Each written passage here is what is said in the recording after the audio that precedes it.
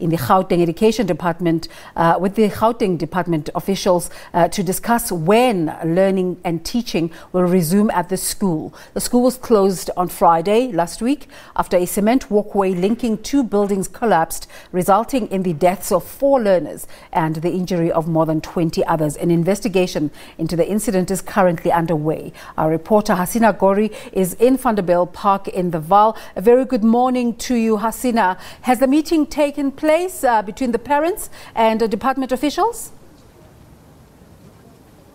Good morning, Desiree. No, not as yet. From what we understand, parents will be meeting with the Department of Education as well as the school later this evening. But what we see here this morning, like yesterday, is classmates, peers, as well as parents coming into the school here to pay tribute to those who passed on. That's the 4 learners that passed on when the collapse happened, as well as those that are still in hospital. From what we understand, 20 learners remain in hospital. 19 of them are still in intensive care and in high care. So a lot of them coming in here wearing purple and yellow, the colors of the school, in solidarity and in prayer of those that have passed on, as well as those that are still, being prayed for and in hospital. But we're also seeing trauma counseling happening here. This was a traumatic incident. Yesterday we spoke to many learners who either witnessed the incident, who were part of it, some that were on the bridge when it collapsed, some that fell with it,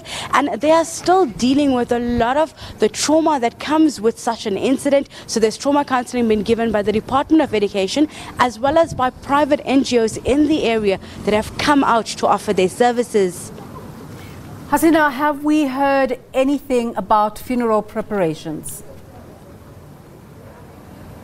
This morning we got news that the 3 pupils that passed away at the scene on Friday will be buried this week. Their funeral services, 2 will be held on Friday and 1 on a Thursday here in Vanderbijlpark. A memorial service will be done later on. There'll be one collective one done later. They are still waiting on the post-mortem of the last person who passed away on Saturday. But what we also know is that schooling is going to resume here in this week. That's the news we got yesterday from the Department of Education.